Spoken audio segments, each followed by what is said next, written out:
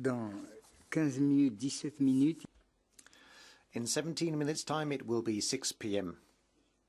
And I have on my list Mr. Diaby, Ms. Mohammed, and Mr. Murillo. So, beginning with Mr. Diaby, you have the floor. Merci, Monsieur le I thank you, Mr. Chairman. Following on from what my colleagues have said, I'd also like to welcome in our midst the delegation from the State of Palestine. I would also like to extend a heartfelt thanks to Palestine for the wealth of information we've heard from the delegation. May I also welcome the National Human Rights Institution, which has been involved in our work. May I commend Ms. Chung also for her very comprehensive report, because of which we haven't got much to ask. This being said, there are a couple of points I'd like to pick up on, to echo. Now, it is our custom to say this in the CERD. We are not a court.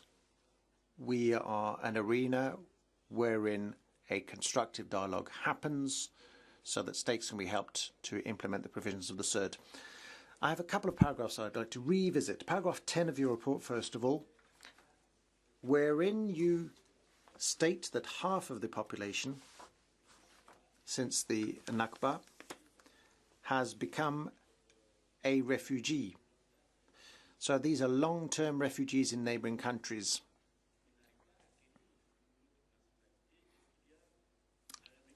And in these host countries, the refugees are not able to acquire a nationality. Now, what are you planning to do in that connection? Are you intending to ratify the conventions on the status of statelessness, or the other convention on the reduction of cases of statelessness?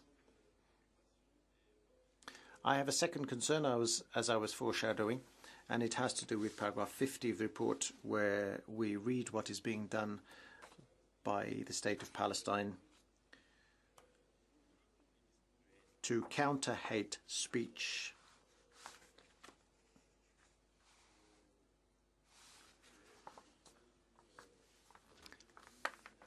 Does that cover hate speech online, in the media, online, or on social media?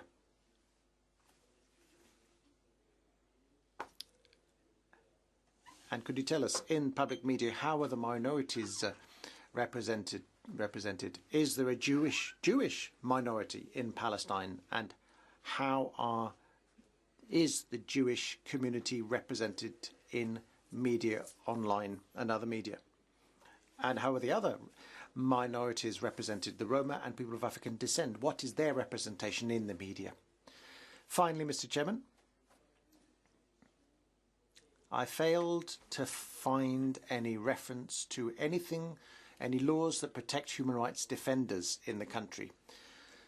Given the context, necessarily, many civil society organizations, many people will be rising to defend causes and defend human rights and to counter hate speech and racial discrimination.